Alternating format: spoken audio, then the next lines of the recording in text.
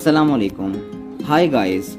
One of my subscriber was asking me that when he gets online on WhatsApp, everybody can see his online status and they can also see when he was online last time or last seen. So if you want to prevent other people from doing so and you want to not to show your online status to everyone, what you can do, there is a very simple trick, you can follow it. So simply you open the WhatsApp app. After you open the WhatsApp app, you will find on the top right corner 3 dots. Just click on that and there is an option of setting. Click on it. After you click it, there are several options. You need to click on the privacy. After you click on privacy, the first option is last seen and online. So just click this.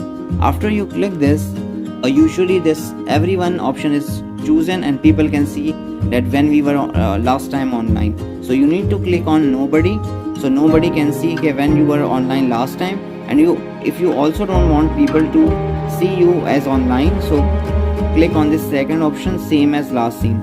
So if you check these two mark, then nobody will be able to see when you were online last time and your current online status. I hope this video has solved the problem of my subscriber, and so you people learn this trick also.